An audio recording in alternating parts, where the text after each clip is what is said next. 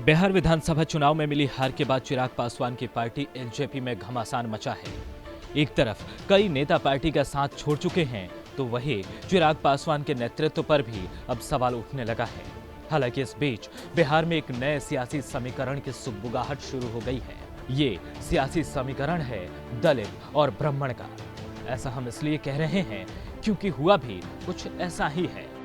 विधानसभा चुनाव में तीसरे नंबर पर रहने वाले लोक जनशक्ति पार्टी के नेता और बाहुबली राजन तिवारी के भाई राजू तिवारी को चिराग पासवान ने लोक जनशक्ति पार्टी के बिहार यूनिट का कार्यकारी अध्यक्ष बना दिया है।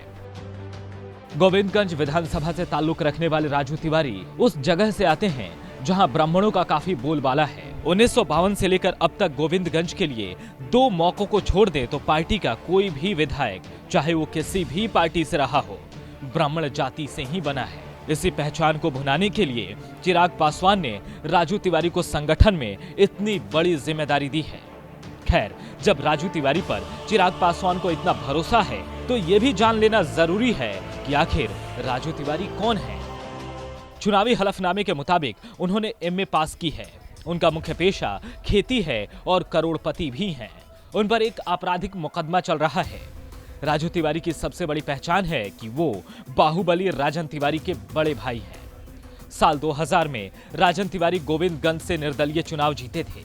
2015 के विधानसभा चुनाव में राजू तिवारी एलजेपी के टिकट पर सदन पहुंचे, मगर 2020 में चुनाव नहीं जीत सके। अब तक के चुनावी इतिहास में पहली बार गोविंदगंज सीट से बीजेपी को जीत मिली है।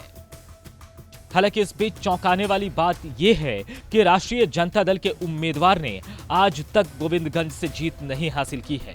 कहा जाता है कि इस विधानसभा सीट की पिच पर जो एक बार आउट हो जाता है वो दोबारा बैटिंग नहीं कर पाता। हालांकि चिराग पासवान के लिए राजू तिवारी इस मिथ को तोड़ पाते हैं या नहीं, इसके लिए इंतजार करना होगा। लेकिन अब बिहार के सियासी गलियारों में चर्चा जोरों पर है कि क्या बिहार में दलित ब्राह्मण गठजोड़ की बुनियाद रख दी गई है।